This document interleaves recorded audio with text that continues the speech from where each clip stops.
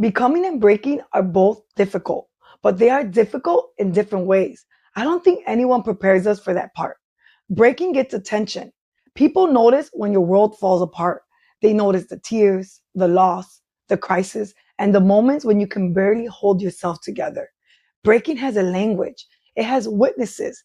People can see it, but becoming is different. Becoming happens quietly. It unfolds in ordinary moments that don't look significant at all. It takes place in the long stretch between who you used to be and who God is teaching you to become.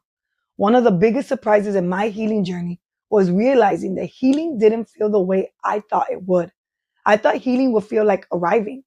I imagined there would be a moment when everything suddenly made sense, where all the hard work paid off and I finally felt whole. Instead, healing felt like learning how to live again. The old version of me had spent years surviving. I knew how to function there. I knew how to carry responsibility, how to push through exhaustion, how to stay productive, and how to keep moving. Survival was familiar, even when it was hurting me. What I wasn't prepared for was the discomfort of living without the armor. As God began healing places in my life, I found myself standing in a strange space. I wasn't who I used to be anymore, but I wasn't fully comfortable living as the woman God was revealing either. The old patterns were losing their grip, but the new ones still felt so unfamiliar. I think that's where many people get discouraged. They assume something is wrong because they're no longer who they were, but they don't yet feel like who they're becoming. They mistake that tension for failure when it is actually part of the process. That is one of the reasons I love Gideon's story so much. When the angel of the Lord appeared to Gideon in Judges 6, he called him a mighty warrior. The problem was that Gideon didn't look like a mighty warrior. He wasn't leading armies. He wasn't walking confidently into battle. He was hiding. He was surviving. Yet God spoke to him according to who he was becoming, not according to who he currently saw himself as. I have often wondered what that moment must have felt like for Gideon.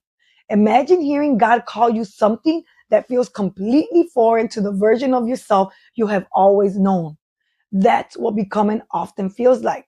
God speaks a truth over your life that your emotion haven't caught up to yet. He calls you healed while you're still learning to trust. He calls you beloved while you're still wrestling with rejection. He calls you chosen while you're still fighting insecurity. The invitation is not to feel it immediately. The invitation is to slowly learn to agree with him. What encourages me the most about Gideon is that he didn't transform overnight. He questioned. He doubted. He asked for signs. He struggled with fear. Through all of it, God stayed.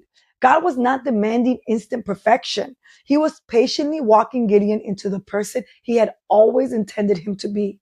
I believe that is how God works with us too. As I continued healing, I started noticing small changes before I noticed big ones. Compassion began showing up where criticism once lived. Patience started replacing urgency. Peace began appearing in places that used to be controlled by fear. I laughed more. I listened more. I slowed down enough to actually be present. They seem like small things, but those small things were evidence that God was rebuilding something deeper than behavior. He was not simply making me stronger. He was teaching me how to be softer, how to be real, and how to live from where he created me to be before survival convinced me otherwise. What I have learned is that becoming is rarely dramatic. Most of the time, it is 1,000 small choices, 1,000 moments of agreement, and 1,000 opportunities to trust what God says more than what fear says. Slowly, almost without realizing it, you stop reaching for old patterns. You stop relying on old defenses. You stop introducing yourself through old wounds. Then one day you look back and you realize that God has been changing you all along. That is why Philippians 1:6 means so much to me. He who began a good work in you will carry it on to completion. Notice who carries it. God does. Our responsibility is not to perfect ourselves. Our responsibility is to keep saying yes, to keep showing up, and to keep trusting Him with the process. Maybe you are in the middle place right now. You are not who you used to be, but you are not yet who God is shaping you into either. If that is you, I want to encourage you.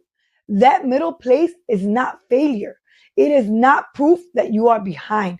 It is evidence that God is still working. Becoming takes time. You are not broken because you are still growing. You are not failing because you are still learning. You are not behind because the process feels slow. You are becoming. And for today, that is enough. Before we go, we just want to say thank you. Thank you for being here. Thank you for watching. And thank you for trusting us enough to step in this process with you. From all of us at Trauma Uncovered, we're very grateful that you joined us. And we're honored to be able to walk this process with you. If this space has already felt meaningful to you, we'd love for you to stay connected. You can subscribe to this channel so you don't miss any of the upcoming segments. And you can follow us on all of our social media pages. All of the links are in the description and comments below. We will be sharing encouragement scriptures, the reflection questions from this week, and details about our live conversations there. We hope to see you soon.